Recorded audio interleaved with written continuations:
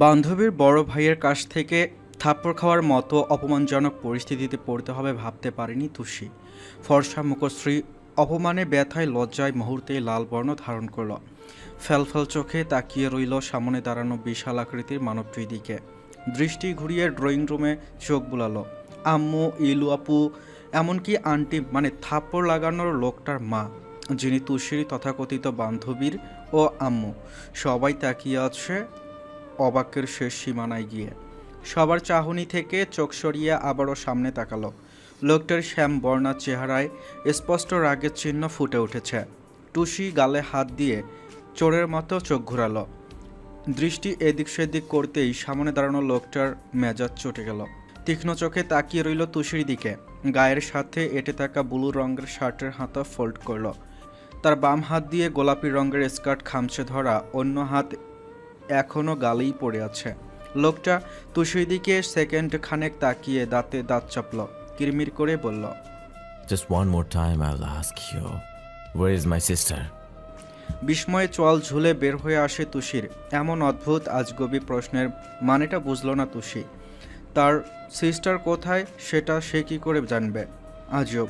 তবে কি মনে করে যেন আবারও ভাবল লোকটার পুরো লাইনটা, মনে মনে নিজেই বিড়বিড় করল, এক মিনিট, এই লোকের সিস্টার মানে তার বোন।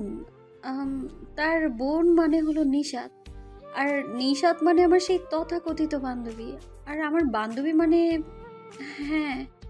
মুহূর্তেই গাল থেকে হাত সরিয়ে সেটা সযত্নে মুখে ঠাঁই পেল। এবার কি হবে?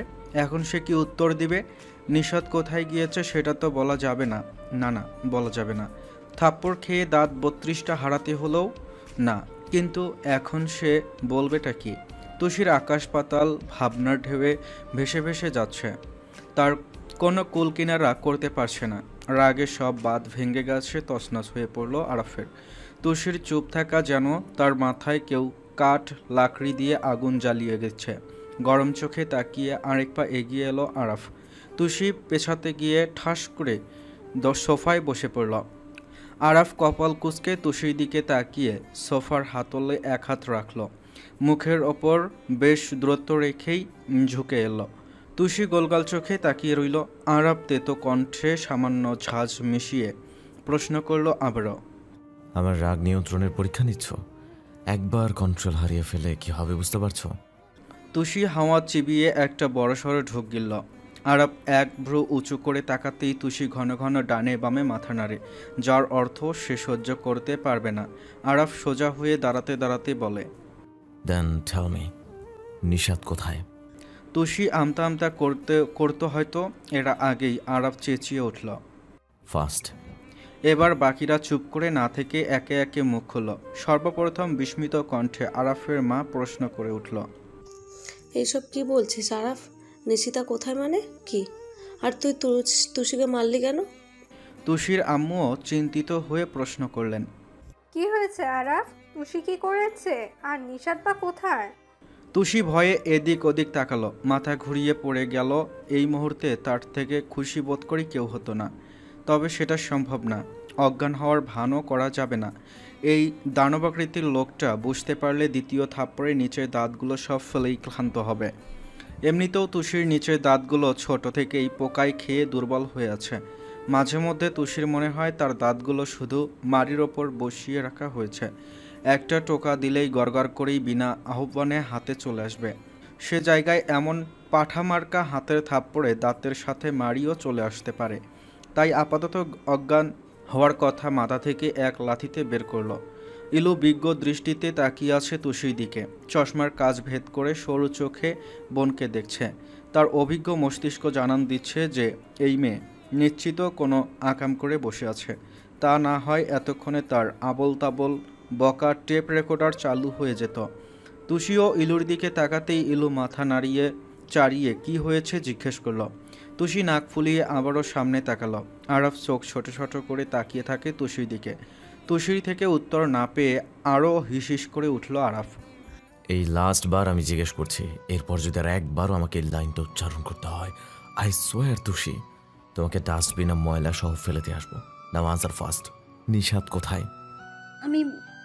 জানি না। ফট করে বলল তুষি। আরাফের বিরক্তিতে মাথা ভন ভন করছে। বিরক্তিতে চোখ বন্ধ করে অন্যদিকে মুখ ঘোরালো। এক হাতে ঘাড়ে রেখে অন্য হাতে 2 আঙ্গুল দিয়ে মাথার স্লাইড করতে লাগলো। তুষি এখনও আগের ন্যায় সোফাতে বসে গলায় পেঁচানো স্কার্ট দিয়ে খোঁচাখুচি করছে। আরাফ ঘাড় থেকে হাত সরিয়ে পুনরায় ওর দিকে তাকালো। পকেটে 2 হাত গুজে সোজা হয়ে দাঁড়িয়ে শান্ত গলায় বলল, তো মিস তুষি, ডিসাইড করেই ফেলেছ যে তুমি ডাস্টবিনেই যেতে চাও। Then I have no problem. So Tushi, get up. তোমাকে ডাস্টবিনে ফেলে আসি। উঠো। তোমাকে ডাস্টবিনে ফেলে আমাকে আবার ওই বাদরটাকে খুঁজতে যেতে হবে। কুইক। আরাফ এক হাত বাড়াতেই তুষি ভয়ে ভয়ে চোখ মুখ খিচে ফেলল।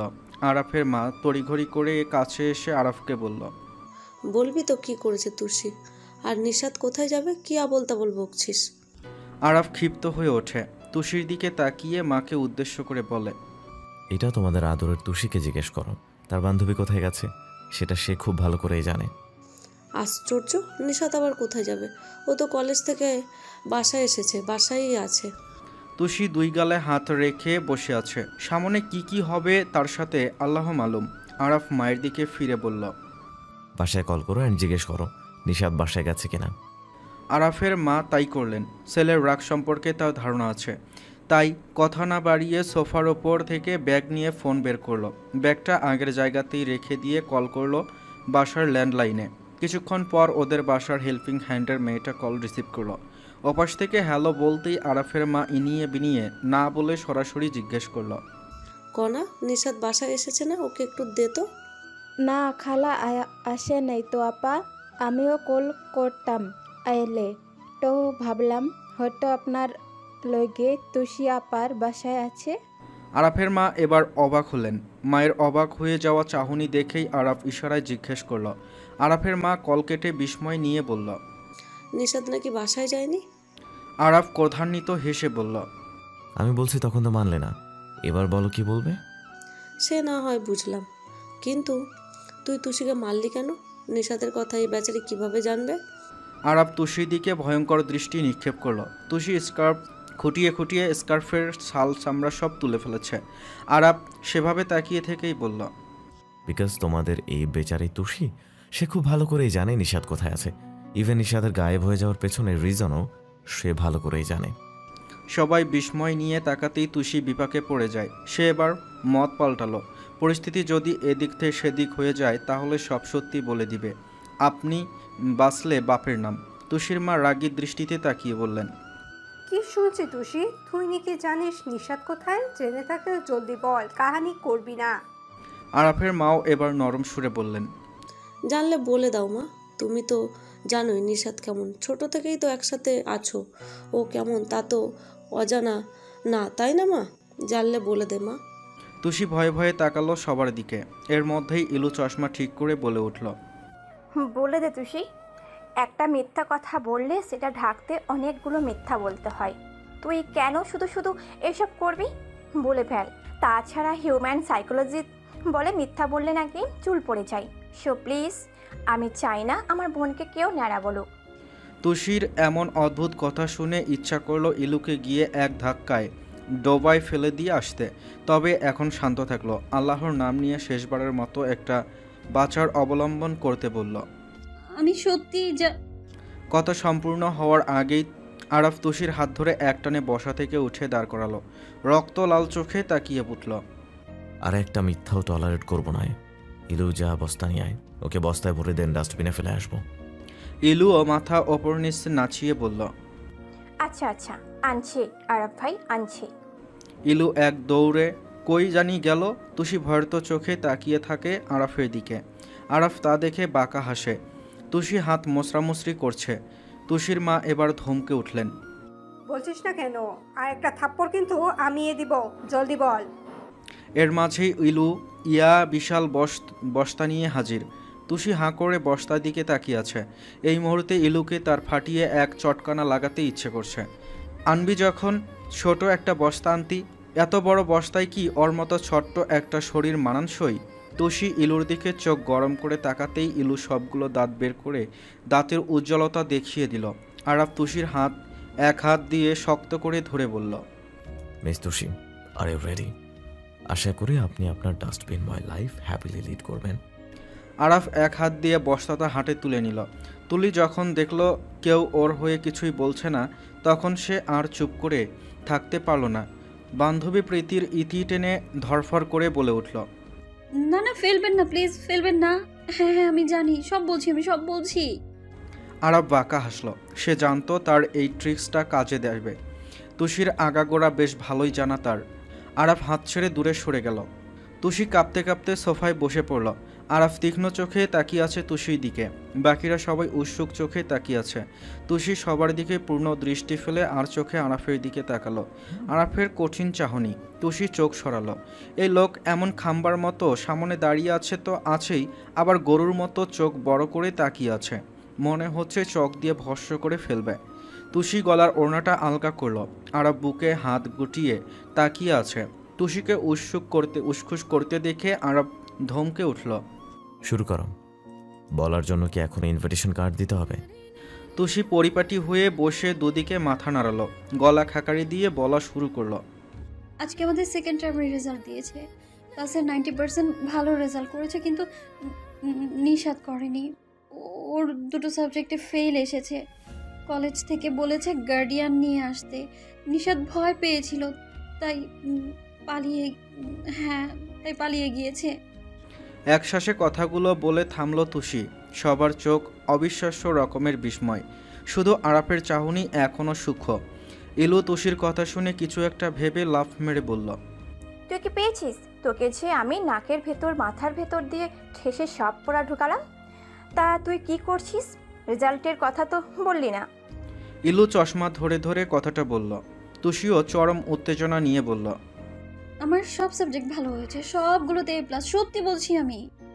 ইলু একটু ভাব নিয়ে বলল, তাহলে ঠিক আছে, এভাবেই বোনের মান রাখবি, সবসময় ভালো রেজাল্ট করবি, ঠিক আছে? তুষিও সুন্দর করে হাসল। এর মাঝে আরাফের মা চমকে বলে উঠলেন, তুষি এসব কি বলছো? নিশা শুধুমাত্র এই কারণে পালিয়ে গিয়েছে? রেজাল্ট খারাপের জন্য ও পালিয়ে গিয়েছে? তুষি মেকি হাসল। হাসি বজায় রেখেই বলল, এই কারণেই তো গেল। সত্যি বলছি, আমি বারণও করেছিলাম, কিন্তু ও তো শুনলো না। আমি আর কি করতে পারি বোঝানো ছাড়া, বলেন? আরাফের মা মাথায় হাত রেখে ধপ করে সোফায় বসে পড়লেন। তুষির মা গিয়ে তাকে সান্ত্বনা দিতে লাগলেন। আরাফ এখনও ঠায় দাঁড়িয়ে আছে, তা দেখে তুষির মা বললেন, আরাপ, যাও গিয়ে নিশাদকে খোঁজার ব্যবস্থা করো। বসে থাকলে তো আর হবে না। এইটুকুন মেয়ে কোথায় গেল? আরাফ নড়ল না, চড়ল না। তুষি কপালে ভাঁজ ফেলে তাকালো। এই লোক এখনও মর্দা মেরে বসে আছে কেন? তবে তুষি আর কিছু ভাবল না।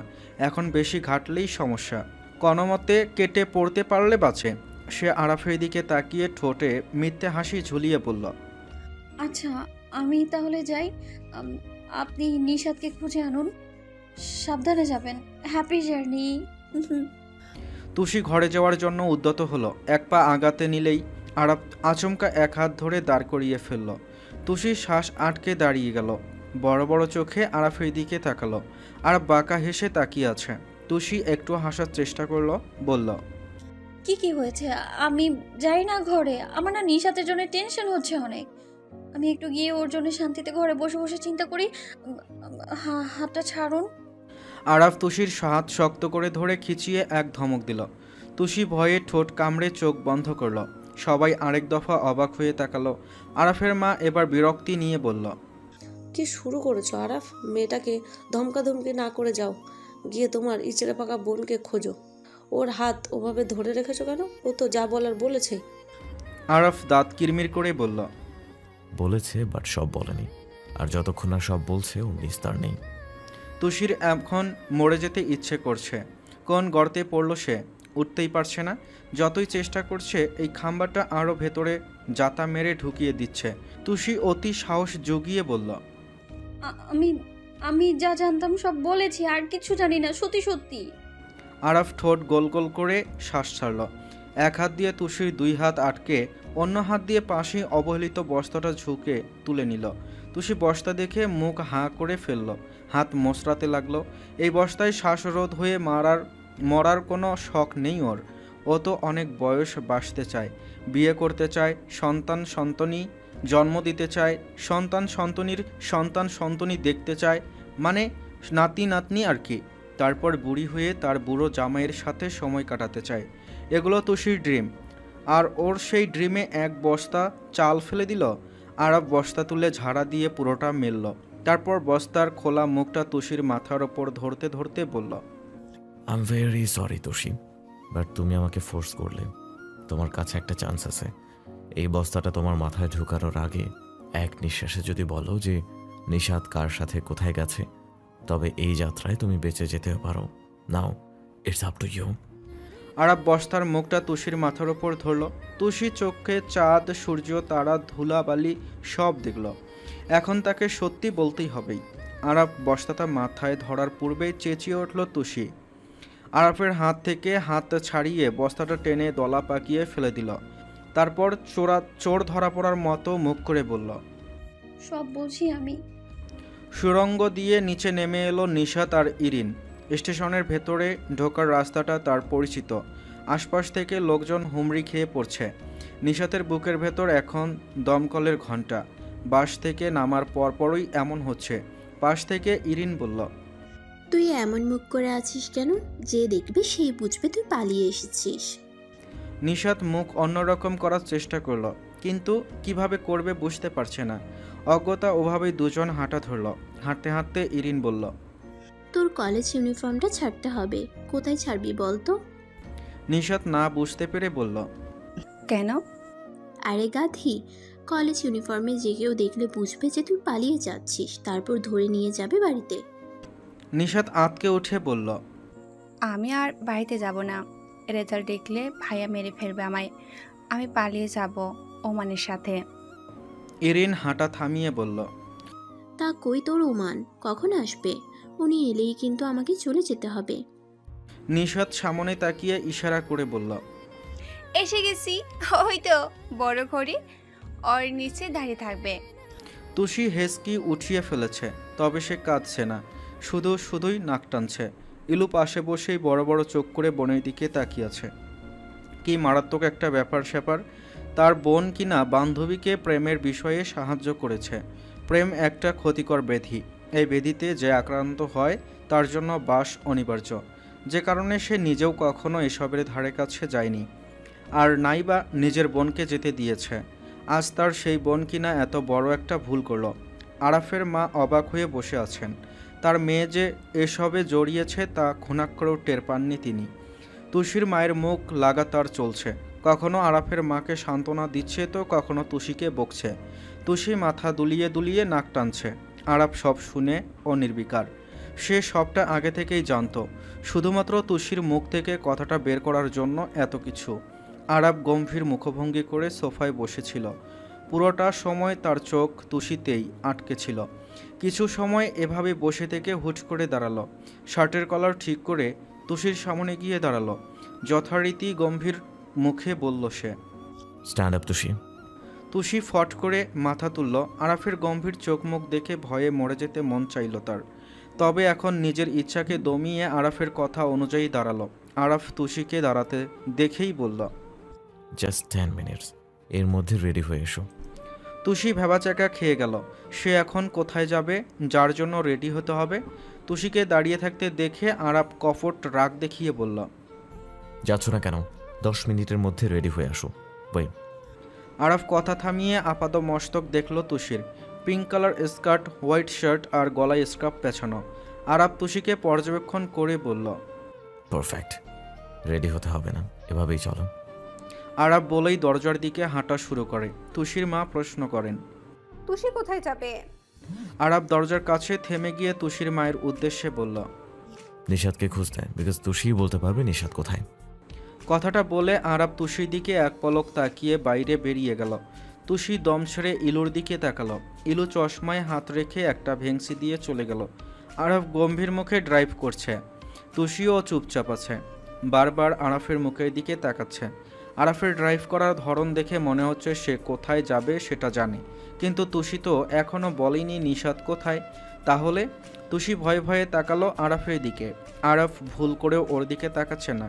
তুষি সাহস জুগিয়ে বলে ফেলল, কোথায় যাচ্ছি আমরা? আরাফ আর চোখে তাকিয়ে আবারও কথার উত্তর না দিয়ে ড্রাইভ করতে লাগলো। তুষি উত্তর না পেয়ে চুপ থাকতে পারল না, আবারও বলে উঠল, বলুন না কোথায় যাচ্ছি।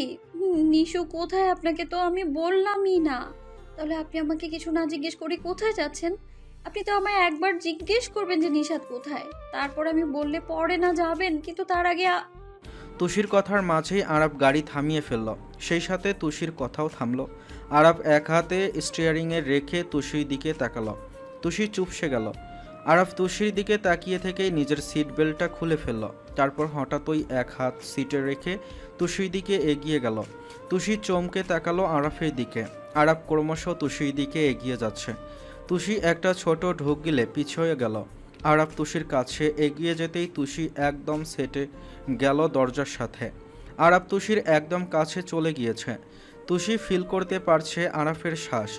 আরাফ আর একটু এগোতেই তুষি মাথাটা পিছিয়ে নেয়। আরাফ কেমন অদ্ভুত দৃষ্টিতে তাকিয়ে আছে তুষির দিকে। আরাফ তুষির ভয়াতুর মুখটা দেখে কি মনে করে মৃদু হাসল, তবে সেই হাসি টের পায়নি তুষি। আরাফ ডান হাত বাড়িয়ে তুষির বেবি হেয়ারগুলো কপাল থেকে সরিয়ে দিল। আরাফের কাজে অবাক হলো তুষি। এর আগে আরাফ কখনোই তার সাথে এমন করেনি। আজ কি হয়েছে এই খাম্বার? তুষির বিস্ময়ে আর ভয়ে শরীর অনবরত কাঁপছে। চোখের পাপড়িগুলো পিটপিট করছে, সাথে ঠোঁটজোড়া ও তিরতির করে কাঁপছে। আরাফের চোখ যায় তুষির ঠোঁটের দিকে, তবে দৃষ্টি সাথে সাথে সরিয়ে ফেলে সে, আর নিজেও সরে আসে। তুষি হাফ ছেড়ে বাঁচে, তবে ওভাবেই সিটের সাথে মিশে বসে থাকে। আরাফ নিজের সিটে ঠিকঠাক হয়ে বসে পড়ে, তারপর নিজের পুরনো গম্ভীর মুখে ফিরে এসে বলে ওঠে, হোয়াট ডু ইউ থিঙ্ক? তুমি কিছু না বললে আমি জানতে পারবো না? তুষি হাঁ হয়ে গেল। আরাফের দিকে তাকিয়ে বলল, আপনি জানেন নিশাত কোথায়? তাহলে আমায় নিয়ে এলেন কেন? মাই উইশ। আরাফের সহজ স্বীকারোক্তিতে থম মেরে গেল। মাই উইশ মানে কি? আজব তো, এখানে আবার উইশ ফুইশের কি আছে? মগের মুল্লুক নাকি যে উইশ হলেই রাস্তায় বস্তায় ভরে দিবে, উইশ হলে থাপ্পড় মারবে? তুষি একটু জেদি গলায় বলল, মাই উইশ কি? আপনি জেনেও আমায় কেন আনলেন? এসব কিন্তু একদম ঠিক না। আপনার উইশের গুষ্টি কিলাই যেমনি ধরে আনছেন, ভাবছি আজকে মনে হয় আমার থেকে কথা বের করে নিশুকে খুঁজে উল্টায় ফেলবেন আপনি, কিন্তু আপনি তো আগে থেকে সব উল্টায় ফেলছেন। হ্যাঁ, আমি পাগল। আমি আরো ভাবছি আপনাকে সব বলে দিব দয়া মায়া করে, তা না। আরাফ রাগী চাহনি ফেলল তুষির দিকে। তুষি ভয় পেয়ে চুপ করে যায়। এই হলো তার সমস্যা, বকবক করে নিজেই ভয় পেয়ে যায়। আরাফ তুষির থেকে চোখ সরিয়ে গাড়ি স্টার্ট দিতে দিতে বলে, বড্ড বেশি কথা বলো তুমি। তুষি চুপ করলো। গাড়ি আবারও চলতে শুরু করলো। আরাফ খুব আরাম করে ধীরে সুস্থে ড্রাইভ করছে। আরাফের এমন গাছড়া ভাব দেখে তুষি কপাল কুঁচকালো। বেশি সময় কথা পেটে না রেখে আবারও মুখ খুলল। এত আস্তে গাড়ি চালাচ্ছেন কেন? নিশা যদি চলে যায় তখন গিয়ে কি করবেন? আরাফ তুষির কথার প্রেক্ষিতে কোনো উত্তর দিল না, তবে বাঁকা হাসলো ঠোঁট এলিয়ে। তুষি সেটা দেখে কপাল কুঁচকে আরাফের দিকে তাকিয়ে রইল। এই লোকের কি ঠোঁট সমস্যা নাকি? পোলিও টিকা না কি টিকা জানি না দিলে ঠোঁট হাত পা সব বাঁকায় শাকায় না? উনিও কি তাহলে টিকা দেয়নি? মনে হয় দেয়নি। এই জন্যই তো কথায় কথায় শুধু ঠোঁট বাঁকিয়ে হাসে, সিম্পলভাবে হাসতে পারে না। তুষি মুখ ঘুরিয়ে চিন্তিত মুখে বাইরে তাকিয়ে রইল। না জানি তার ভোলা ভালা বান্ধবীটার সাথে কি হবে। আর কতক্ষণ নিশাত? তোর রোমান আসছে না কেন এখনো? নিশাত অস্থির চিত্তে হাত ঘড়িতে তাকালো, তারপর চোখ উঠিয়ে আবারও সামনে খুঁজল। কাঙ্ক্ষিত ব্যক্তিকে চোখে না পড়ায় চিন্তা আর ভয় হুড়মুড় করে মস্তিষ্কে আঘাত হানল। ইরিনের দিকে তাকাতেই ইরিন চোখের ইশারায় আবারও প্রশ্ন করল।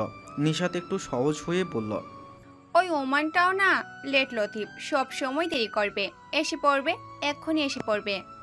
কথাটা বলে নিজেই আবারও চিন্তায় মগ্ন হলো। ইরিন নিশাতের কাঁধে হাত রেখে বলল, দেরি করে লাভ নেই, তুই বরঞ্চ কল কর। ফোন নেই আমার কাছে।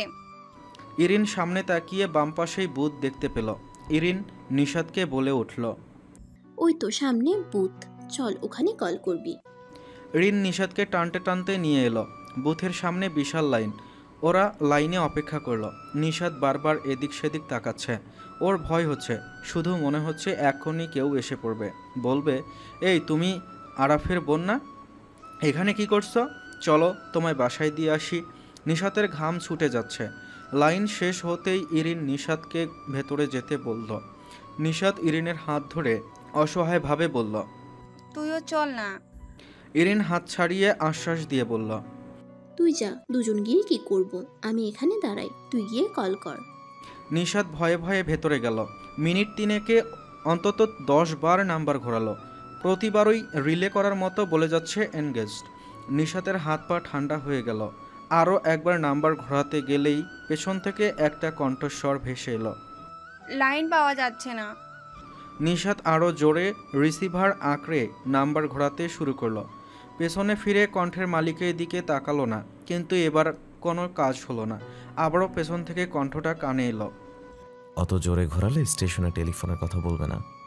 If you want I can help you. নিশাতের কানে এবারের কথা কণ্ঠটা ধাক্কা খেল। এর আগেও সে শুনেছে এই কণ্ঠ। ভয়ে আঁতকে উঠল নিশাত। ভয়ে এক ঝটকায় পেছনে তাকালো। সামনে দাঁড়ানো লোকটাকে দেখে শরীর শিউরে উঠল। কৃত্রিম হাসি আর নিখুঁত চাহনি চোখে লাগতেই কম্পনরত হাত থেকে টেলিফোন পড়ে যায়। ঘাড় ঘুরিয়ে বা দিকে তাকাতেই ইরিনকে আর দেখতে পেল না। মুহূর্তেই ভয়ে গা গুলিয়ে উঠল। মাথায় রক্ত সঞ্চালিত হওয়া থেমে গেল। কাঁপতে কাঁপতে শরীরের ভার বহন করার ক্ষমতা হারালো। পেছন দিকে এক টান নিতেই জ্ঞান হারালো। বাঁদিকে পড়ে যেতে নিলেই সামনের লোকটা টেনে নিজের বাহুবন্ধনে আবদ্ধ করল। হাঁটুতে মুখ গুজে অনবরত কেজে যাচ্ছে নিশাত। সে এখন নিজের ঘরের নিজের বিছানার ওপর বসে আছে। আরাফের মা মেয়ের পাশেই চুপচাপ বসে আছেন। নিশাত কেঁদে কেঁদে ঘেমে নিয়ে একাকার হয়ে গেছে। নিশাত অজ্ঞান হয়ে গিয়েছিল। জ্ঞান ফেরার পর নিজেকে নিজের ঘরেই দেখে। যা বুঝার বুঝে গেল সে। নিশাতের মা এখনও মেয়েকে কিছুই বলেননি, কারণ নিশাতকে বলার জন্য অলরেডি দুজন আছে, যারা একবার বলা শুরু করলে আর তৃতীয় কারো কিছু বলার প্রয়োজন নেই। নিশাতের কান্নার মাঝে ঘরের দরজা খুলে কেউ একজন ভেতরে এলো। নিশাত হাঁটু থেকে মুখ উঠিয়ে সামনে তাকালো। আরাফ এসেছে। নিশাত হুট করে আবার কেঁদে দিল। আরাফ নিশাতের দিকে তাকিয়ে একটা শ্বাস ফেলে। তার বোনকে সে ভীষণ ভালোবাসে, কিন্তু নিশাত কাজগুলো এমন করে যে সে চাইলেও তার ভালোবাসা প্রকাশ করতে পারে না। আরাফ গম্ভীর মুখে তাকালো নিশাতের দিকে। নিশাত নিচের দিকে তাকিয়ে কেঁদেই যাচ্ছে। নিশাতের কান্নার আওয়াজ হতেই আরাফ ধমক দিল। শাট আপ, এখন কাঁদছিস কেন? পালিয়ে যাওয়ার সময় মনে ছিল না? স্টুপিড, একবারও মাথায় আসে নাই যে আমি জানতে পারলে কি হবে? নিশাত কান্নার আওয়াজ আটকে রাখার চেষ্টা করছে। আরাফের মা ফুস করে শ্বাস ফেলে বলল। যা হওয়ার হয়েছে, এখন চেঁচামেচি করিস না। আমরাই হয়তো মেয়েকে অমন শিক্ষা দিতে পারিনি, তাই মা ভাইয়ের কথা মাথায় আসেনি একবার। মায়ের কথায় নিশাত আবারও কেঁদে দিল। আরাফ অগ্নি দৃষ্টি দিয়ে বোনের দিকে ফেলে বলল। I have nothing to say, but যে বলার সে ঠিকই বলবে। নিশাত, তুই ভুলে গেছিস সব কিছু? নিশাত অবাক হয়ে তাকালো ভাইয়ের দিকে। আরাফ আগের মতোই বলল। You are already engaged. তুই কারো ফিয়ান্সে। কোন বুদ্ধিতে তুই এই ব্লাডি উমানের সাথে পালাতে চেয়েছিস, তাও এমন একটা ছেলে যে... আরাফ সম্পূর্ণ কথা শেষ করলো না, এর আগেই থেমে গেল। আরাফের কথায় নিশাতের আগের ঘটনাগুলো মনে পড়ে গেল। সেই সাথে মনে পড়ল জ্ঞান হারানোর আগের সেই মুখশ্রী। সে কি তবে ফিরে এসেছে? যদি ফিরে আসে তাহলে শেষ সব কিছু। তার জীবনটা আবারও বন্দি খাঁচার পাখির মতো হয়ে যাবে। আরাফ আর কিছু সময় রাগী ভঙ্গিতে তাকিয়ে রইল নিশাতের দিকে। তারপর পকেট থেকে ফোন বের করে কি জানি করলো। কাজ শেষে পুনরায় ফোন পকেটে রেখে নিশাতকে শান্তভাবে বলল। তুই এখন শুধু আমাদের রেসপন্সিবিলিটি না, তোর উপর অধিকার শুধু আমাদের একার না। তাই তোর ভুলগুলোর জন্য শাস্তিও আমরা একা একা দিতে পারি না।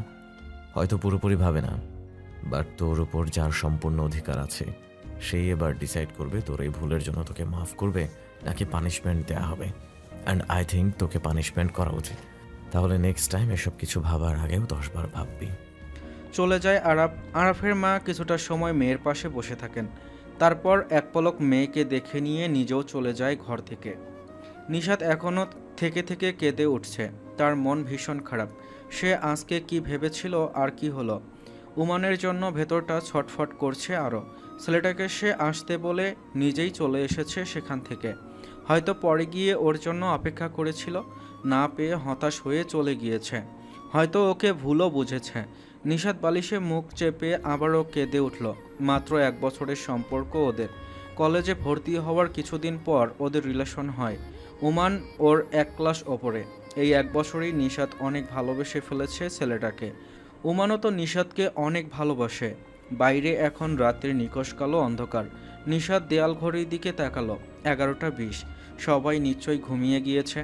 তবে নিশাতের চোখে ঘুম নেই। তার মনটা বারবার উমানের জন্য কাঁদে। নিশাত আর শুয়ে থাকলো না, শোয়া থেকে উঠে বসলো। বিছানার পাশে ছোট্ট টেবিলের ওপর তার ফোন চার্জ দেওয়া। নিশাত একটু ঝুঁকে ফোনটা চার্জ থেকে খুলে নিল। ফোনটা বন্ধ তার। সকালে পালিয়ে যাওয়ার আগে ফোন বন্ধ করে রেখেছিল, আর খোলেনি। মূলত ইচ্ছা করেই খোলেনি। যদি উমান কল করে, ওকে জিজ্ঞেস করে কেন সে তাকে আসতে বলে নিজেই চলে গেল, উত্তর দেওয়ার ভয়ে আর ফোন অন করেনি। ফোনের সাইড বাটনে ক্লিক করে ফোন অন করলো। ফোনের লক খুলতেই একে একে 45টা মিসড কল নোটিফিকেশন পেল। সবগুলো উমানের। থমকে গেল হৃদস্পন্দন। কতটা ডেসপারেট হয়ে গেলে মানুষ এতবার কল করে। নিশাত আপন মনে আবারও কেঁদে দিল। ফোন নিয়ে বারান্দায় চলে গেল। কাপা কাপা হাতে কন্ট্যাক্টে গিয়ে উমান নামটাই প্রেস করলো। ফোনটা কানের কাছে নিতেই হয়তো 2-1 বার রিং হলো। সাথে সাথেই কেঁপে উঠল শরীর। শরীরের ভাঁজে ভাঁজে কম্পন সৃষ্টি হলো। ভয়ে কেঁপে উঠল এক একটা শিরা উপশিরা। এক শক্তপোক্ত হাত নিশানের পেট আঁকড়ে আছে। নিশাত স্তব্ধ হয়ে গেল। হাতের মালিক এবার অন্য হাত দিয়ে নিশাতের কাঁধ টেনে আনলো। নিশাতের পিঠ লোকটার বুকের সাথে মিশে গেল। নিশাত এখনও ফোন কানে নিয়ে স্তব্ধ হয়ে আছে। লোকটা দুহাত দিয়ে প্রবলভাবে পেছন থেকে নিজের সাথে জড়িয়ে নিল। মুখ নামিয়ে নিজের থুতনি নিশাতের ঘাড়ে রাখল। নিশাত এখনও চুপ হয়ে আছে। কি হচ্ছে, কেন হচ্ছে, কিছুই তার বোধগম্য হচ্ছে না। অন্যদিকে উমানের কল কেটে গিয়েছে, কিন্তু ফোন এখনও তার কানেই ধরা। লোকটা নিশাতের ঘাড়ে নিজের মুখ ডুবালো। গভীরভাবে নিজের ঠোঁট ছুঁয়ে দিল। সময় নিয়ে সেভাবেই থাকলো। পরমুহূর্তেই মুখ তুলল। অগ্নিচোখে নিশাতের দিকে তাকালো। নিশাত এখনও সেভাবেই আছে। লোকটা হাতের বাঁধন আলগা করে কিছুটা দূরে গেল। তারপর নিশাতের ডান হাত টেনে নিজের দিকে ঘুরালো। নিশাতের হাত থেকে ফোনটা ফ্লোরে পড়ে গেল। নিশাত তাকালো লোকটার দিকে। অন্ধকারে দুটো চোখ যেন জ্বলে উঠছে। নিশাতের বুক ধরফর করছে। কিছুই বোধগম্য হচ্ছে না তার। লোকটা এক ভ্রু উঁচিয়ে ঘাড় কাত করে তাকালো। নিশাতের ফোলা ফোলা চোখ জানান দিচ্ছে কতটা কেঁদেছে সে। লোকটা হুট করে নিশাতের কাঁধ চেপে ধরল রেলিংয়ের সাথে। নিশাত ব্যথা পেয়ে বিনা শব্দে চোখ বন্ধ করে ফেলল। লোকটা নিশাতের মুখের ওপর ঝুঁকে নিচু তবে ক্রোধান্বিত কণ্ঠে বলে উঠল, কোন সাহসে তুমি পালিয়ে যাওয়ার চেষ্টা করেছ? কি ভেবেছিলে তুমি আমার চোখ এড়িয়ে চলে যাবে আর আমি কিছুই টের পাবো না? ভাবলে কিভাবে? নিশাত ভয়ে চোখ বন্ধ করে আছে। সেই সাথে কাঁধে চাপ লাগায় ব্যথাও পাচ্ছে। নিশাতের ভয়ত মুখ দেখে লোকটা যেন খুশি হলো। ঠোঁট প্রসারিত করে হাসল। কি চমৎকার সেই হাসি! নিজের মুখটা এগিয়ে নিয়ে গেল নিশাতের মুখ বরাবর।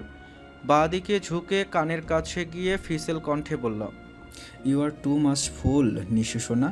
আমার হাত থেকে তুমি কখনোই ছাড়া পাবে না। আমার থেকে পালিয়ে গিয়ে যদি তুমি ভেবে থাকো যে আমার থেকে তুমি মুক্তি পাবে, then you are totally wrong baby. You are my lifeline. এই জীবনে তোমার আমার থেকে মুক্তি নেই সোনা। বলেই কানের লতিতে চুমু খেলো। নিশাতের দম বন্ধ হয়ে এলো। সারাদিনের ধকল আর কান্নার ফলে শরীর এমনিতেই দুর্বল। তার মধ্যে আবার এখন ভয়ে আর ব্যথায় শরীর একটুও শক্তি পাচ্ছে না। বন্ধ চোখ ধীরে ধীরে বুজে এলো। মস্তিষ্ক অচল হয়ে এলো। চোখ পুরোপুরি বন্ধ হয়ে যাওয়ার আগে একটু অস্ফুট স্বরে বলল, স্যার হৃদ, আমার দম বন্ধ হয়ে যাচ্ছে। দ্বিতীয়বারের মতো হেলে পড়ল লোকটার ওপর। হৃদ এক হাত জড়িয়ে ধরে নিশাতকে। হৃদ এক হাতে নিশাতের সম্পূর্ণ ভর নিয়ে অন্য হাতে নিশাতের মুখটার ওপর তুলল। চাঁদের আলোয় নিশাতের ফুলে যাওয়া মুখটায় মায়ায় পড়ে গেল হৃদ। ফুস করে একটা শ্বাস ছাড়ল। নিচু হয়ে পাজা কোলে তুলে নিল। রুমের দিকে যেতে যেতে নিশাতের দিকে তাকিয়ে অতি আফসোসের সহিত বলে উঠল, ইটস নট ফেয়ার নিশাত। এসেছিলাম তোমাকে ধমক দিতে, বাট তুমি এবারও আমাকে নিজের মায়ায় আটকে ফেললে।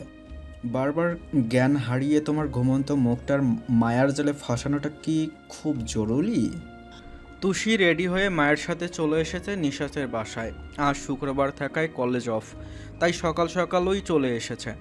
ওর মনে যে উসখুস করছে, তার প্রাণপ্রিয় বান্ধবীর কি অবস্থা সেটা না জানা পর্যন্ত শান্তি নেই তার। গতকাল যে কি হলো কিছুই বুঝলো না। আরাব গাড়ি নিয়ে চরকির মতো কিছুক্ষণ ঘুরিয়ে আবারও ওকে বাড়িতে এনে নামিয়ে দিয়েছে। তুষি যখন ঘুরে ফিরে আবারও নিজের বাসায় এসে নামলো, তখন চোখ কোটর থেকে বেরিয়ে এসেছিল। পিছন ফিরে আরাফকে কিছু বলতে যাবে তার আগেই দেখে আরাব গাড়ি নিয়ে হাওয়া। তুষি বলদের মতো এদিক সেদিক তাকিয়ে বকবক করতে করতে চলে গিয়েছিল বাসায়।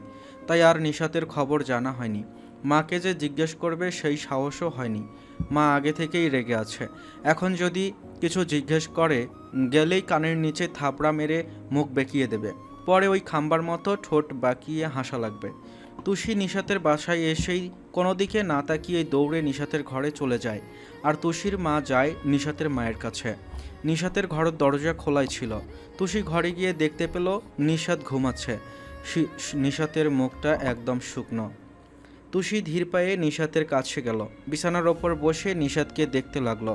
নিশাতের মুখটা একদম শুকিয়ে গিয়েছে। বন্ধ চোখগুলো ফুলে আছে। চোখের কোণে পানি শুকিয়ে গিয়েছে। তুষি কাঁদো কাঁদো চোখে নিশাতকে দেখলো। তারপর আচমকাই ওড়না মুখে চেপে কেঁদে উঠল। আরে আমার বান্ধবীটা রে, একদম শুকিয়ে গিয়েছিস। কে বলেছিল তোরে পালাইতে বলতো? খায়া দায়া কাজ পাস নাই না? ওই ছোলা মুরগির সাথে তোকে কেন পালাইতে হবে? বুঝি না বাবা, কি যে ভালোবাসা তোর ওই ছোলা মুরগির জন্য, আজীব। কান্নার মাঝেই শেষের কথাগুলো বলতে গিয়ে শ্রেয়াস হয়ে উঠল তুষি। তুষি ঠিক হয়ে বসে নিশাতের মাথায় হাত বুলিয়ে দিল। হঠাৎই ওর চোখ যায় নিশাতের কাঁধের দিকে। টি শার্টের হাতাটা কাঁধ থেকে অনেকটাই নিচে নেমে গিয়েছে। তুষি ভ্রু কুঁচকে তাকিয়ে চোখ বড় বড় করে ফেলল। নিশাতের কাঁধে মোটা কিছু একটার দাগ, যেটা লম্বা একটা কিছু দিয়ে মারা হয়েছে। তুষি মুখে হাত দিয়ে ফেলল। এই দাগগুলো কিভাবে এলো? এগুলো কি মারের চিহ্ন? তাহলে কি ওকে মেরেছে? কিন্তু এইভাবে কে মারল? নিশাতের মা এভাবে কখনোই মারবে না। তাহলে আরাফ? হ্যাঁ, আরাফ ছাড়া এই কাজ আর কে করবে? কিন্তু আরাফ যে এমন কিছু করবে সেটাও বিশ্বাস হচ্ছে না তুষির। তুষি অস্থির হয়ে নিশাতে ডাক দিল, নিশু, এই নিশু, ওঠ না একটু, শোন। নিশাত চোখগুলো একটু পিটপিট করলো, তারপর আবারও চোখ বন্ধ করলো। তুষি নিশাতের গালে হালকা চাপড় মেরে আবারও বলল, আরে শোন না, তোর কাঁধে এগুলো কিসের দাগ? তোকে কে মেরেছে? আরাফ ভাইয়া মেরেছে তোকে? এভাবে আরাফ ভাইয়া কি তোকে মেরেছে? এই বল না। নিশাত অস্ফুট ভাবে বলতেই তুষির রাগে মাথা ফেটে গেল। কেউ কাউকে এভাবে মারতে পারে, তাও আবার নিজের বোনকে? তুষি খাট থেকে প্রবল উত্তেজনা নিয়ে নেমে দাঁড়ালো। গলার ওড়না ঠিক করে বলল, শালা খাম্বা একটা, তোর অ্যাটিটিউডে গুষ্টি মারি। বেশি ভাব আর রাগ নিয়ে বসে থাকিস না। তোর রাগের তো আমি। দাঁড়া, এবার কিছু একটা করতেই হবে, না হলে আমার নাম আশা নূর জান্নাত তুষি না। তুষি ধ্রিম ধ্রিম পায়ে ঘর থেকে বেরিয়ে গেল। নিশাতের ঘরটা একদম কোনায়। তার পাশে নিশাতের মায়ের রুম, আর তার পাশেই ওই খাম্বা মানে আরাফের রুম। তুষি বিনা ভয়ে আর সংকোচে আরাফের ঘরের সামনে দাঁড়ালো। একটা শ্বাস টেনে কিছুটা বাংলা মুভি টাইপ স্টাইলে দরজাটা এক ধাক্কা দিয়ে বলল, মিস্টার খাম্বা চৌধুরী, কোথায় আপনি? এখনই বের হয়ে আসুন। তুষি বুঝতে পারেনি ঘরের দরজাটার লক খোলা ছিল। একটা ধাক্কা দিতেই তুষি ঠাস করে হুড়মুড়িয়ে ভেতরে ঢুকে গেল। তুষির পা আপনা আপনি ভেতরে চলে গেল। তুষি অতি কষ্টে নিজের পা থামালো আর দাঁড়িয়ে পড়ল। তুষির ভয়ে বুক পাঁজর থম মেরে গেল। কিছুক্ষণ হাত বুকের কাছে নিয়ে জোরে জোরে শ্বাস নিল। তারপর যখন বুঝতে পারল সে বিনা পারমিশনে আরাফের রুমে চলে এসেছে, তখন ভয়টা 10 গুণ বেড়ে গেল। তুষি চোখ বড় করে পুরো ঘরে তাকালো। না, নেই, ঘরে নেই আরাফ। ঘুরে ঘুরে পুরো রুম দেখল। কোথাও আরাফকে না পেয়ে স্বস্তির শ্বাস ফেলল। তুষি মনে মনে বলল, আজ তো শুক্রবার, বেটা তো সকালে কোথায় গিয়েছে? তুষি আপন মনেই বিড়বিড় করতে লাগলো। হঠাৎই ওর চোখ যায় খাটের ওপর সুন্দর করে রাখা আরাফের সাদা শার্টের দিকে। মাথায় তৎক্ষণাৎ দুষ্টু বুদ্ধি চাপল তুষির। শয়তানি হাসি দিয়ে এগিয়ে গেল খাটের দিকে। নিচু হয়ে শার্টটা তুলে নিল। তারপর বিড়বিড় করে হেসে বলল, সত্যিকারে খাম্বাকে কিছু না করতে পারি, কিন্তু তোর শার্টকে তো আজ আমি খুন করেই ছাড়বো। বলেই তুষি নিজের ওড়নার সাইড থেকে পিনটা খুলে নিল। ইচ্ছে মতো নিজের রাগগুলো ঝাড়লো শার্টের ওপর। পিন দিয়ে ইচ্ছে মতো দাগ টানলো আরাফের শার্টে। সাথে কয়েকবার দাঁত দিয়ে কামড় দিল। সাথে সাথে শার্টে তুষির ঠোঁটে লিপস্টিকে দাগ বসে গেল। Now it's perfect. একদম আপনার উপযুক্ত হয়েছে মিস্টার খাম্বা। What are you doing? গম্ভীর কণ্ঠ। পিলে চমকে উঠল তুষির। ফট করে পেছনে ঘুরল। আরাফ ওয়াশরুমের সামনে দাঁড়িয়ে আছে, পরনে শুধু একটা জিন্স। হয়তো ঘরে এসে তুষির করা ছিন্ন ভিন্ন হয়ে যাওয়া শার্টটা পরতো। আরাফ এমনভাবে দেখে তুষির পৃথিবী ঘুরে গেল। আরাফ তীক্ষ্ণ চোখে তুষির হাতে ধ্বংস হয়ে যাওয়া নিজের পছন্দের শার্টটির দিকে তাকালো। আরাফ শার্টের বেহাল অবস্থা দেখে আর বুঝতে বাকি রইল না এগুলো কার কাজ। ভয়ঙ্কর দৃষ্টি ফেলল তুষির দিকে। দাঁতে দাঁত পিষে বলে উঠল, হাউ ডেয়ার ইউ! বলতে বলতেই এগিয়ে এলো তুষির দিকে। তুষি চমকে পিছিয়ে গেল। আজ আর রেহাই নেই। ভেবেছিল দ্বিতীয় থাপ্পড়টা কিছুদিন পর হয়তো তার গালে পড়ার সৌভাগ্য হবে, কিন্তু তার ভাগ্য একটু বেশি ভালো। থাপ্পড়টা মনে হচ্ছে আজকেই খেতে হবে। তুষি পিছিয়ে গেল, শার্টের হাতা খামচে ধরল। এই মুহূর্তে পালাতে পারলে তার থেকে বেশি খুশি আর কেউ হবে না, কিন্তু পালাবে কিভাবে? সামনে তো খাম্বা। আরাফ এগিয়ে এলো তুষির দিকে। তুষি ভয়ে পেছাতে পেছাতে কাবার্ডের সাথে লেগে গেছে। হাত পা নিমিষেই নিজ মর্জিত কাঁপাকাঁপি শুরু করে দিল। আরাফের চোখ মুখ রাগের আভা ফুটে উঠেছে। আরাফ এগিয়ে এসে তুষির দুপাশের কাবার্ডে হাত রাখল। তুষি বড় বড় চোখ করে তাকালো। আরাফ তীক্ষ্ণ চোখে তাকিয়ে আছে। তুষি আরাফের এত কাছ থেকে এই প্রথম দেখছে। আরাফের চুলগুলো হালকা ভেজা, হয়তো শাওয়ার নিয়েছে। তুষি যখন আরাফের ভেজা চুল দেখতে ব্যস্ত, তখন আরাফ শান্ত স্বরে জিজ্ঞেস করে, আমার শার্ট ছিঁড়েছ কেন? তুষি চমকে ওঠে। দ্রুত চোখ নামিয়ে আরাফের চোখের দিকে তাকায়। আরাফের চোখ অসম্ভব গম্ভীর। তুষি ভয়ে ঢোক গিলল। সে যে এভাবে ধরা পড়ে যাবে বুঝতে পারেনি। আর এই খাম্বা যে ওয়াশরুমে ছিল সেটা সে মোটেও বুঝতে পারেনি। বুঝলে কখনোই সে সেদে এসে বাঘের গুহায় ঢুকতো না। আরাফ তুষিকে চুপ থাকতে দেখে কপালে ভাঁজ ফেলে। এক পা বাড়িয়ে আরও ঝুঁকে গেল তুষির দিকে। তুষি ভয়ে একদম লেগে গেল কাবার্ডের সাথে। আরাফ দাঁতে দাঁত চেপে জিজ্ঞেস করল, কিছু জিজ্ঞেস করছি তুষি, আমার শার্ট ছিঁড়লে কেন? তুষি ভয়ে শেষ। এখন কি উত্তর দিবে? সত্যটা বলে দিবে নিষাদকে মেরেছে বলে প্রতিশোধ নিতে এসেছে? অসম্ভব, মেরেই ফেলবে। আরাফ না বললেও তো মেরে ফেলবে। ধুর ধুর। তুষি আবারও আরাফের দিকে তাকালো। আরাফের ভাবমূর্তি পরিবর্তন হয়নি। তুষি মনে মনে কিছু একটা সাজাতে চাইছে। তুষির মাথায় চট করে কিছু একটা এলো। হুট করে ক্যাবলাকান্তর মতো হেসে বলে উঠল, আমি তো ছিঁড়ি নাই তো, আমি ইঁদুর ইঁদুর ইঁদুর দাঁত দিয়ে কুটকুট কুটকুট করে কামড়ে ছিঁড়ে ফেলেছে। হ্যাঁ, ইঁদুরই তো ছিঁড়েছে, সব দোষ ওই ইঁদুরের। আরাফের চোখ মুখ শক্ত হয়ে এলো। ঠাটিয়ে এক চড় লাগাতে ইচ্ছে হলো এই বাচাল মেয়েটাকে। আরাফ নিজের শার্টের দিকে সরু চোখে তাকালো। তারপর তুষির দিকে তাকিয়ে রাগী হাসি দিয়ে বলল, ইঁদুররা ঠোঁটে লিপস্টিকও দেয় নাকি? জানতাম না। মনে হয় ইঁদুরগুলো তোমার মতোই স্টুপিড। সব কিছু যে সবার জন্য নয় সেটা বুঝে না। তুষি ফ্যালফ্যাল করে তাকালো আরাফের দিকে। কি মনে করে কপাল কুঁচকে শার্টের দিকে তাকালো। তাকিয়ে হাঁ হয়ে গেল তুষির মুখ। শার্টের লিপস এর দাগ একদম স্পষ্ট। তুষির এখন কপাল চাপড়াতে ইচ্ছা করছে। কোন দুঃখে সে এসব বলেছিল আল্লাহ জানেন। তুষি ভয়ে ভয়ে আরাফের দিকে তাকায়। আরাফ চোখ গরম করে এখনও তাকিয়ে আছে ওর দিকে। তুষি ব্যাপারটা ঘোরাতে চাইল। মেকি হেসে কিছু একটা বলতে নেয়, তার আগেই তুষির গাল চেপে ধরে আরাফ। তুষি ব্যথা পেয়ে আ করে ওঠে। আরাফ তুষির গাল জোরে চেপে ধরে ধমকে উঠে বলে, বোকা পেয়েছো আমাকে? ইঁদুর করেছে এসব? হ্যাঁ, ইঁদুর এসে পিন দিয়ে সুন্দর করে জায়গায় জায়গায় ছিঁড়ে দিয়ে গেছে। পাগল মনে হয় আমাকে? ঠাটি এক চর মারলে সব বাচ্চামা বের হয়ে যাবে। ফাজিল মেয়ে, সারাদিন মাথায় এসব শয়তানি বুদ্ধি করতে থাকে। হ্যাঁ, চড়া একদম ঠিক করে দিব। তুষির গাল মনে হচ্ছে দাঁতের সাথে লেগে গেছে, কেটে যাচ্ছে। তুষি আরাফের হাত সরাতে সরাতে বলল, আমার চাপা ভেঙেই ফেলবেন নাকি, ছাড়ুন। আরাফ তুষির কথায় হাত আলগা করলো, কিন্তু ছেড়ে দিল না। গালে হালকা হাত চেপে বলে উঠল, নেক্সট টাইম এসব শয়তানি বুদ্ধি আমার উপর বা আমার কোনো জিনিসের উপর খাটাতে গেলে মেরে ডাস্টবিনে ফেলে দিয়ে আসবো। একটা ঝাড়া মেরে ছেড়ে দিল তুষির গাল। তুষি হাঁপ ছেড়ে বাসল। আরাফ এক নজরে তুষিকে দেখে নিয়ে সরে গেল। আরাফ সরতেই তুষির হাতের শার্টটা ফেলে বিছানার উত্তর দক্ষিণ না দেখে এক দৌড় দিতে নেয়। তার আগেই হাত ধরে টান মারে আরাফ। তুষি হাতের টান খেয়ে আবারও আগের জায়গাতেই চলে আসে। তুষি আরাফের দিকে তাকিয়ে আবারও ভয় পেল। আরাফ তুষির হাত শক্ত করে ধরে আছে। তুষি ভয়ে ভয়ে জিজ্ঞেস করল, আবার কি? আর করবো না এমন, হাত ছাড়ুন। আরাব তুষিকে প্রশ্ন করল। তুমি আমার শার্ট কেন ছিলে এখন? আনসার দাও। উত্তর না দিয়ে কোনো ছাড়াছাড়ি নাই। তুষি বিপাকে পড়ে গেল, কি বলবে সে এখন। তুষিকে চুপ থাকতে দেখে আরাব মৃদু ধমক দিল। Speak up Tushi. তুষি একটু কেঁপে চোখ নামিয়ে নিল। আরাফের রাগ বাড়ছে। সে এক কথা কখনোই একবারের বেশি বলে না, আর নাইবা তাকে বলতে হয়, কিন্তু একমাত্র এই তুষিকেই তার বোঝা হওয়ার পর থেকে এক কথা বারবার বলতে হচ্ছে। আরাব তুষির হাতের চাপ গাঢ় করল। এক হাত দিয়ে তুষির মাথার পিছনে হাত রেখে নিজের কাছে এনে দাঁড় করিয়ে দিল। তারপর খিচিয়ে উঠে বলল, তুষি তুমি কি কিছু বলবা নাকি আমি কিছু করব? তুষি লাফিয়ে পেছনে সরে যায়, দ্রুততার সাথে বলে ওঠে, না না, বলছি বলছি বলছি তো, সবুর করুন না।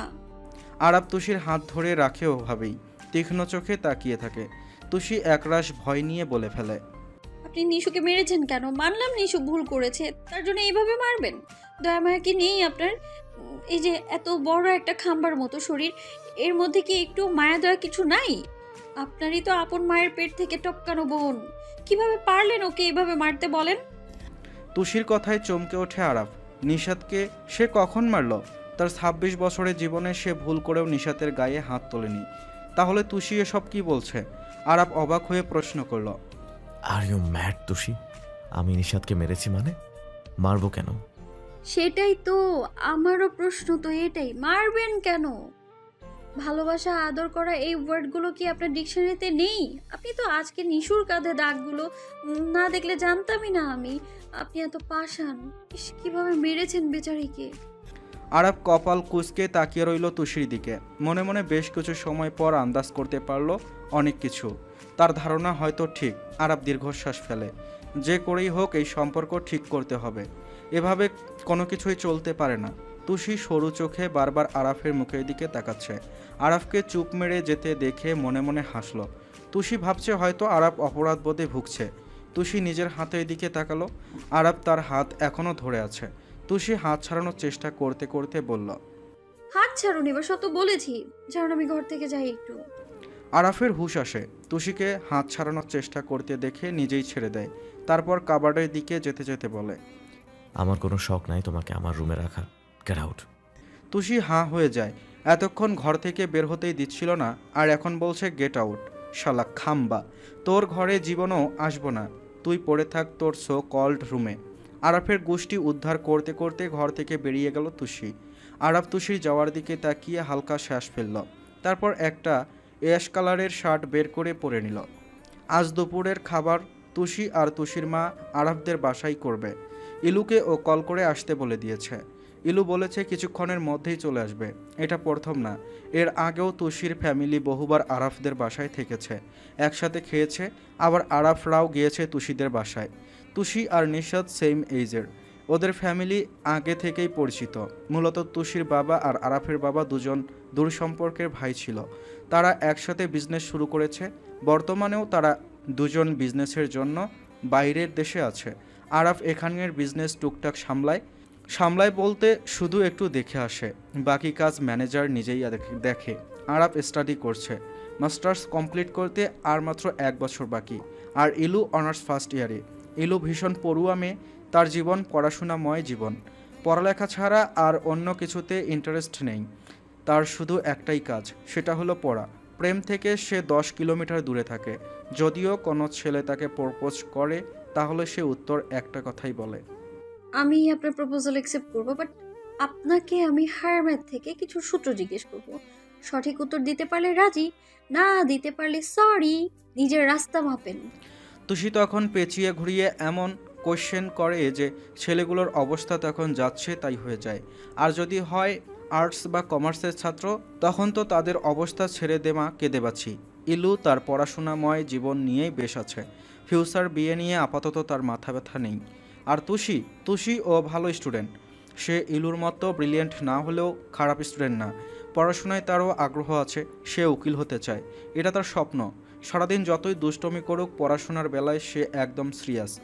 নিশাত তাদের থেকে আলাদা। আরাফ, তুষি বা ইলুর মতো সে পড়াশোনা ভালো লাগে না। টেনে টেনে এসেছে কলেজ পর্যন্ত। নিশাত অনেক আবেগপ্রবণ মেয়ে, তার জীবনে ভালোবাসাই সব কিছু। আর তার ভালোবাসার সবটা জুড়ে শুধু ওমান। দুপুরের সময় সবাই ডাইনিং রুমে ছিল। নিশাতও চুপ করে সোফায় বসে আছে। মূলত তাকে জোর করে বসিয়ে রাখা হয়েছে। নিশাতের মাই কাজটা করেছেন। সে পণ করেছেন এখন থেকে সে নিজের মেয়েকে চোখে চোখে রাখবে। তার মেয়েকে চোখে চোখে রাখলেই সব ঠিক হয়ে যাবে। নিশাত আর তুষির মা রান্নাঘরে খাবারের আয়োজন করছে। আরাফ বাইরে গিয়েছে। তুষি নিশাতের পাশেই গালে হাত রেখে বসে আছে। নিশাতের মুড অফ। তুষি বেশি সময় চুপ থাকতে পারে না। নিশাতের গা ঘেঁষে বসে পড়ল। তারপর অতিশয় বিরক্তি নিয়ে বলল, নিশু হইছে তো, এমন মুখ কালো করে আর কতদিন থাকবি বলতো? নিশাতের ভাবভঙ্গি পরিবর্তন হলো না। চুপ করে আগের ন্যায় পড়ে রইল। তুষির বিরক্তে গা রিরি করে উঠল। নিশাতকে এভাবে দেখে তার ভালো লাগছে না। সে একটা খোঁচা মারল। নিশু, মুখ কালো করা বন্ধ কর। দিন দিন যে পরিমাণ কাইল্লা হচ্ছিস রে, কেউ বিয়ে করবে কিনা সন্দেহ আছে। নিশাত খাপছাড়া ভাবে বসে রইল। তুষি মুখ বিকৃত করে বলে, ধুর, মরে গেলি নাকি? মরে গেলে যাই ফেসবুকে একটা পোস্ট দিয়ে আসি। রিপ নিশাত, অনেকদিন পর ফেসবুকে শেয়ার করার মতো কিছু একটা তো পেলাম। নিশাতের মন কোনো দিকে নেই। সে এখন সুযোগ খুঁজছে কখন সে ওমানকে কল করবে। এই ওমানটাও নিজে থেকে কল করছে না, কিন্তু সে তো হাত গুটিয়ে বসে থাকতে পারে না। তাকে তো কল করতেই হবে, কিন্তু তুষি থাকায় করতে পারছে না। তুষি ফোন বের করে সত্যি সত্যি পোস্ট করার জন্য টাইপ করতে লাগলো। তখনই কলিং বেল বেজে ওঠে। তুষি ফোন রেখে লাফিয়ে ওঠে দরজা খুলে দেওয়ার জন্য। সে ভেবেছে ইলু এসেছে।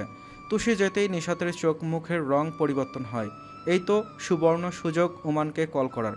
সে দ্রুত পায়ে ঘরে চলে গেল কল করতে। এদিকে তুষি দরজা খুলে ইলু আপু বলে জড়িয়ে ধরতে নেবে, তার আগে সামনে দাঁড়ানো লোকটাকে দেখে রোবট হয়ে গেল। এই নিয়ে 6 বার কল করা শেষ নিশাতের, অথচ ওমান কল রিসিভ করছেই না। বারবার সুইচ অফ বলছে। নিশাত অনবরত কল দিয়েই যাচ্ছে, থামাথামির নাম নেই। ছেলেটা কল কেন ধরছে না? নিশাতের টেনশন হচ্ছে এবার। ওমান ঠিক আছে তো? এমন তো আগে কখনো করেনি। নিশাত ফোনে আবারও নাম্বার ডায়াল করলো। ফোন কানে নিয়ে জানালার সামনে দাঁড়ালো।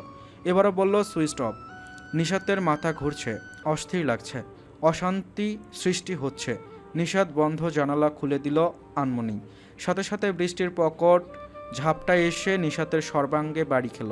চমকে গেল সে। বাইরে যে তুমুল বর্ষণ চলছে, আকাশ কাঁপিয়ে হালকা মেঘও ডাকছে, সেটা নিশাত জানতই না। কি আশ্চর্য! কোথায় ছিল তার মন? এরকম অন্যমনস্ক তো সে আগে কখনো হয়নি।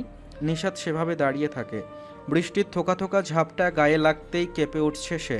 সরে গেল না তবুও ভালো লাগছে কিছুটা। নিশাত আবারও ফোন করলো ওমানকে। এবারও সুইচ অফ হতেই বিরক্তিতে চ শব্দ উচ্চারণ করলো।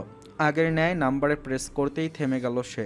পেছন থেকে সেই চিরচেনা ভয়ঙ্কর রাশভারী কণ্ঠস্বর নিশাতের নিউরন পর্যন্ত নাড়িয়ে দিল। প্রেমিক ফোন রিসিভ করছে না, আমি কি সাহায্য করব? নিশাতের মাথা ঘুরে এলো। এই কণ্ঠ শুনে তার শরীর স্থির হয়ে গেল। পিছন ফিরে কণ্ঠের মালিককে দেখার ইচ্ছা মোটেও নেই তার। শক্ত হয়ে দাঁড়িয়ে রইল। সে চায় না এই মুখটা দেখতে, কখনোই চায় না। ঘৃণা করে সেই ওই মুখ্যশ্রী। সম্পূর্ণ মানুষটাকেই সে ঘৃণা করে। ঘাড়ে ভেজা শীতল স্পর্শ পেয়ে কেঁপে উঠল নিশাত। নড়াচড়ার শক্তি মৃদু পরিমাণেও নেই। হৃদ ঘাড় থেকে চুল সরিয়ে দিল। বৃষ্টির ঝাপটা নিশাতের গায়ে লাগায় প্রায় ভিজে গেছে সে। হৃদ সন্তপর্ণে সে ভেজা চুল সরিয়ে দিল ঘাড় থেকে। হাতের উল্টো পিঠ দিয়ে স্পর্শ করতে লাগলো নিশাতের গলা ঘাড়। নিশাত থেমে থেমে শ্বাস নিচ্ছে। ওর মনে হচ্ছে যে কোনো সময়ে তার শ্বাস থেমে যাবে। ঘাড়ে হাত ছোঁয়াতে ছোঁয়াতে হৃদ মুখ এগিয়ে নিল। ঠান্ডা শরীরে হৃদের উত্তপ্ত নিঃশ্বাস ঘাড়ের ওপর পড়তেই চোখ বন্ধ করে ফেলল। এই লোক আবার তাকে ছুঁয়ে দেবে। এই স্পর্শ তো সে সহ্য করতে পারে না। হৃদ নিজের অধর ছুঁয়ে দিল নিশাতের ঘাড়ে। ছোট ছোট চুমুতে ভরিয়ে দিতে লাগলো নিশাতের ঘাড়ে গলায়। নিশাত চোখ বুজে শুধু অশ্রু বিসর্জন দিচ্ছে। হাত দিয়ে নিজের ভেজা টি শার্ট আঁকড়ে ধরে আছে। সে এই লোকের স্পর্শ চায় না। সে তো শুধু চায় তার উমানকে। কিন্তু সে নিরুপায়। হৃদ চুমু খেতে খেতে নিশাতকে ঘুরিয়ে ফেলল। জড়িয়ে নিল নিজের বুকে। এক হাত নিশাতের মাথায় রেখে অন্য হাত নিশাতের পিঠ আঁকড়ে ধরল। নিশাত এখনও কাঁদে। তবে সেই কান্নার আওয়াজ নেই, নিঃশব্দে কান্না। হৃদ নিশাতের চুলে মুখ ডুবালো। ভেজা চুলে নিজের মুখ ডুবিয়ে এক নেশায় ডুবে গেল। কতগুলো মাস, কতগুলো দিন, কতগুলো সময় সে এই চুলের ঘ্রাণ নিতে পারেনি, তার প্রেয়সীর ছোঁয়া অনুভব করতে পারেনি। হৃদ নিশাতের চুলে মুখ ডুবিয়ে নেশালো গলায় বলে উঠল, কি আছে তোমার চুলে? কেন এত পাগল হয়ে যাই আমি? তোমার গায়ের মিষ্টি গন্ধ, তোমার চুলের মাতাল করা ঘ্রাণ, সব কিছু এক মাদকতায় ঘেরা। আমি সেই মাদকতায় বারবার এক অতলে তলিয়ে যাই। নেশা করলেও এত নেশা হবে না আমার, যতটা তোমার চুলের মাদকতা আমাকে নেশা ধরিয়ে দেয়। সেই নেশায় তোমাকে নিয়ে এক অন্য জগতে চলে যেতে ইচ্ছে করে। সমস্ত নিয়ম বাধা লঙ্ঘন করে তোমাকে একদম নিজের করে নিতে ইচ্ছে করে, একদম নিজের। হৃদ যেন সত্যিই নেশা করেছে। কেমন জড়ানো তার কণ্ঠ। নিষাদ নিতে পারছে না এসব কথা। নিঃশব্দে কান্নারা বেরিয়ে এলো। ফুপিয়ে কেঁদে দিল সে। হৃদের নেশা যেন এক নিমিষেই শেষ হয়ে গেল। নিষাদের কান্না তার কানে হাতুড়ির মতো বাড়ি খেল। মুহূর্তেই রেগে গেল সে। দাঁতে দাঁত চেপে এলো। ফর্সা মুখশ্রী রাগে লাল হয়ে গেল। এক ঝটকায় বুক থেকে সরালো নিষাদকে। নিষাদ চমকে তাকালো হৃদের দিকে। আঁতকে উঠল সে। সেই মুখশ্রী, কি ভয়ঙ্কর চাহনি! এই চাহনি তাকে খুন করতে যথেষ্ট। নিষাদের কান্না বন্ধ হলো। তাকিয়ে থাকলো হৃদের মুখের দিকে। হৃদ নিষাদের কাঁধ খামচে ধরে। ব্যথার জায়গাতে পুনরায় ব্যথা লাগায়। চোখ মুখ কুঁচকে ফেলে সে। রাগ বাড়ে হৃদের। নিষাদের কাঁধ ধরে নিজের মুখ বরাবর উঁচু করে তাকে ক্ষুব্ধ কণ্ঠে বলে ওঠে, আমার স্পর্শ সহ্য হয় না? এই জন্যই তো আমি ছুটতে গেলেই তোর চোখ থেকে অশ্রু গড়িয়ে পড়ে। ঘৃণায় চোখ মুখ কুঁচকে ফেলিস। এত ঘৃণা করিস আমাকে? নিষাদ ঠোঁট কামড়ে কান্না আটকানোর চেষ্টা করছে। তার খুব ইচ্ছা করছে বলতে, হ্যাঁ হৃদ, আমার আপনার স্পর্শ সহ্য হয় না। আপনার স্পর্শ গায়ে লাগানোর থেকে মরে যাওয়া ভালো। কিন্তু বলতে পারেনি কিছুই। নিষাদকে চুপ থাকতে দেখে বাঁকা হাসে হৃদ। নিষাদের ভেজা চোখে ফু দেয়। চোখ বন্ধ করে ফেলে নিষাদ। হৃদ বাঁকা হেসে বলে, ঘৃণা করলেও I have nothing to do babes. সারা জীবন তোমার আমার সাথেই থাকতে হবে। আমার স্পর্শ সহ্য করতে হবে। তোমার জন্য বেটার এটাই হবে যে আমাকে ঘৃণা করা বন্ধ করো। না হলে এত ঘৃণা নিয়ে আমার স্পর্শ সহ্য করতে পারবে না, একদম মরে যাবে। নিষাদের বন্ধ চোখে ঠোঁট শুয়ে দিল হৃদ। নিষাদের কান্নার সাথে সাথে রাগ হু হু করে বাড়ছে। এতটা নোংরা মানুষ হয় কি করে? হৃদ নিষাদের ভেজা চেহারার দিকে তাকিয়ে আছে। ভেজা চোখ, নাক, গাল, ঠোঁট সব কিছু তাকে টানছে। ভয়ঙ্কর একটা কিছু করে ফেলতে ইচ্ছে করছে তার। হুট করেই কোলে তুলে নিল নিষাদকে। নিষাদ চমকে গেল। এত সময় চুপ থাকলেও এখন চুপ করে থাকতে পারল না। চেঁচিয়ে উঠল, আপনি কলে নিলেন কি জন্য? নামান, আমি কিন্তু চেঁচাবো। নামান please. No more words, it's time to shower baby. Nishad ভাবল হয়তো হৃদ একসাথে শাওয়ার নেওয়ার কথা ভাবছে, তাই সে আরও পাগল হয়ে গেল। হৃদের কোলে থেকেই এক প্রকার লাফাচ্ছে আর অনবরত চেঁচিয়ে যাচ্ছে। হৃদ নিষাদকে ওয়াশরুমের ভেতর নামিয়ে দিল। তারপর বের হয়ে চলে গেল। নিষাদ অবাক হলেও স্বস্তি পেল। চুপচাপ ওয়াশরুমের দরজা বন্ধ করে দিল। আজ নিশাত আর তুষি কলেজে যাবে। নিশাত 2 দিন ঘরেই ছিল, কিন্তু আজ তুষি ওকে জোর করে কলেজে নিয়ে যাচ্ছে। নিশাত আর তুষি সবসময় আরাফের গাড়িতে করেই যাওয়া আসা করে কলেজে। আরাফ ওদের কলেজে নামিয়ে দিয়ে নিজের ভার্সিটি চলে যায়। বর্তমানে নিশাত আর আরাফ গাড়ির ভেতর বসে অপেক্ষা করছে তুষির। গাড়িটা তুষির বাসার সামনে রাখা। 5 মিনিট হলো ওরা বসে আছে, অথচ এখনও তুষির আসার নাম নেই। আরাফ বিরক্ত হচ্ছে। এই মেয়ে সব কিছুতেই লেট। আরাফ 5 মিনিটে 100 বার মনে হয় ঘড়ি দেখে ফেলেছে। নিশাত জানালা দিয়ে বাইরে তাকিয়ে আছে চুপচাপ। আরাফ বিরক্ত হয়ে বলল, তুষি, নিশাত আসছে না কেন এখনো? এত টাইম নিয়ে কি করছে? নিশাত বাইরে থেকে চোখ সরিয়ে ভাইয়ের বিরক্তিতে ছেয়ে থাকা মুখটার দিকে তাকালো। পুনরায় মুখ ঘুরিয়ে বাইরে তাকালো। সামনের বটগাছের দিকে তাকিয়ে থেকে বলল, বললো তো রেডি হচ্ছে, এসে পড়বে এক্ষুনি। আরাফ শান্ত চোখে তাকালো নিশাতের দিকে। নিশাতের মলিন মুখটা দেখে ধক করে উঠল আরাফের বুক। আরাফ চেয়েও পারছে না তার বোনকে খুশি রাখতে, কারণ নিশাত যাকে ঘিরে নিজেকে খুশি রাখতে চায় সেই তার সমস্ত কষ্টের কারণ হবে। আরাফ দীর্ঘশ্বাস ফেলে। এর মাঝেই তুষি হুড়মুড়িয়ে গাড়ির ভেতর ঢুকে পড়ে। ব্যাক সিটে নিশাতের পাশে বসে পড়ে। বসেই নিজ থেকে নিশাতকে জড়িয়ে ধরে বলে, তোকে যে কত মিস করেছি রে নিশু, তোকে মিস করতে করতেই শেষ আমি। I love you. তুষির কথা শেষ হতেই আরাফ ধমকে উঠল, ঠাটিয়ে এক চড় লাগাবো, ফাজিল মেয়ে। এতক্ষণ লাগে রেডি হতে? আটা ময়দা লাগাতে লাগাতেই টাইম শেষ করে ফেলে। দিন দুনিয়ার খবর থাকে না, স্টুপিড একটা। তুষি লাফিয়ে ওঠে ভয়ে। সামনে যে আরাফ আছে সেটা তো ভুলেই গিয়েছিল। তুষি ভ্রু কুঁচকে বলল, আপনি দেখেছেন আমি আটা ময়দা মেখেছি? লুক অ্যাট মাই কিউট মার্কা ফেস। আমি ন্যাচারাল বিউটি, কিচ্ছু মাখতে হয় না, এমনিতেই সুন্দর আমি। আরাফ কপাল কুঁচকে তুষির দিকে তাকায়। সত্যি তুষি মুখে কিছু লাগায়নি, কিছুই না, হয়তো একটু পাউডার দিয়েছে আর ঠোঁটে হালকা লিপ বাম। মায়াবী লাগছে তুষিকে। আরাফ তুষির পুরো মুখশ্রী চোখ বুলালো, চোখ আটকালো তুষির হালকা পিঙ্কিশ ঠোঁটের দিকে। আরাফের এক অদ্ভুত ইচ্ছা জাগলো, খুব করে ইচ্ছে করলো তুষির অস্থির চলমান ঠোঁট জোড়া ছুঁয়ে দিতে। আরাফ চোখ বন্ধ করে সামনে তাকালো। কি ভাবছিল সে এসব? আরাফ নিজেকে ধাতস্থ করলো। লুকিং গ্লাসে একবার নিশাত আর তুষিকে দেখে নিয়ে গাড়ি স্টার্ট দিল। গাড়ির সাথে সাথে তুষির মুখ অনবরত চলছে। নিশাত শুধু তাকিয়ে আছে নিচের দিকে। সে আদৌ শুনছে কিনা তুষির কথা জানা নেই, তবে এতে তুষির কিচ্ছু যায় আসে না। সে তো নিজের মতো বকবক করেই যাচ্ছে। আরাফ বারবার লুকিং গ্লাসে তুষিকে দেখছে। তুষি হাত নাড়িয়ে নাড়িয়ে কথা বলেই যাচ্ছে। কিছুক্ষণ চুপ করছে, তারপর আবার খিলখিলিয়ে হেসে উঠছে। আজ কেন যেন আরাফের ভালো লাগছে তুষির কথা। এর আগেও প্রতিদিন কলেজে যাওয়ার সময় তুষি এভাবেই বকবক করে। আরাফ প্রায়শই ধমক দিয়ে চুপ করিয়ে দিত, তবে আজ দিচ্ছে না। আজ তুষির কথা বলার ধরন, হাসির শব্দ, সব তার কেন যেন ভালো লাগছে।